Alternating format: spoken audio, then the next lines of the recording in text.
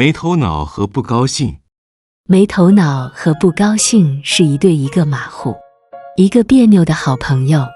两个人因缘巧合之下结识了一位仙人，仙人施法，让他们成为各自理想中的大人。没头脑成了建筑工程师，设计并建造了一座少年宫，并受邀前去观戏，却被门口的保安告知没有准备充足的装备和食物登顶。没头脑直到这会还没开口，他是没法开口。电梯给忘了，设计图样的时候怎么不好好想想呢？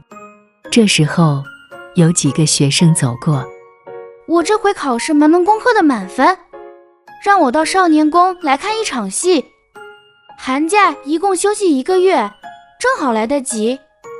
没头脑硬着头皮接过守门给他的条子，悄悄跟着大伙进了少年宫。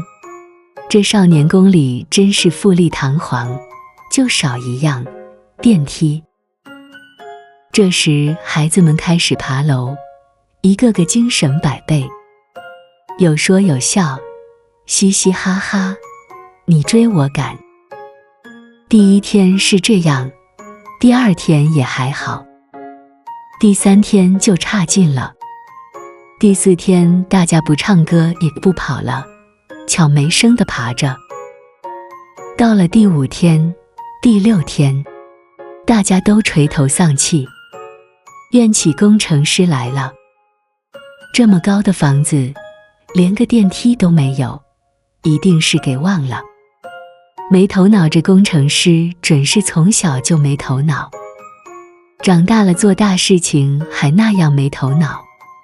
没头脑在一旁听了，不吱一声，心里实在惭愧。没头脑跟着大家上楼，一天不停，走了15天，总算来到了剧场。剧场外面的衣帽间、休息室堆满了被子、毯子、锅子、炉子以及粮食。假定说每个人出发时带30斤粮食，走了半个月，还剩10来斤，那么5、6千人来看戏，光粮食就有10万斤，这像个粮仓了。没头脑来到剧场一看节目单，你说是谁在演出？原来是他的老朋友不高兴。这次演的戏是武松打虎，大家一定知道，武松打虎是古典文学名著《水浒传》里的一段故事，讲的是好汉武松喝了酒后过景阳冈，遇到老虎，抡起拳头，3拳2拳就把他给打死的故事。不高兴演的就是这只老虎。大家不要以为演老虎简单，才不简单呢。老虎要演得凶猛，演得不凶猛，就显不出武松的本事。老虎可是个重要角色。这时候，剧场里锣鼓锵锵锵锵敲起来了，天鹅绒幕布拉开，台上一片阴森森的夜间景色。一个醉醺醺的人歪歪倒倒地走出来，手里拿着一根棍棒，这人就是大名鼎鼎的武松。霎时间，只听见呼的一声，武松猛地一惊，酒也醒了几分。只见树木后面扑出一只吊睛白额猛虎，这猛虎当然就是不高兴，他向武松扑来，跳得高，窜得快，观众起劲地拼命拍手。武松迎头给他一棒，棒断了，就赤手空拳跟他打。锣鼓锵锵锵锵敲个不停，武松呼噜呼噜直喘气，老虎却还是精神啾啾。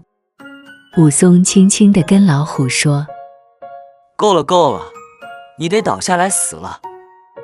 老虎回答说：不高兴，不高兴。锵锵锵锵又打下去，足足打了4、5个钟头。武松拳头都举不起来了，央求老虎快点躺下来。老虎还是说：不高兴，不高兴。锵锵锵锵又打下去，足足打了10几个钟头。武松动都动不了了，恳求老虎马上躺下来，可老虎只是蹦过来跳过去，一个劲说不高兴，不高兴。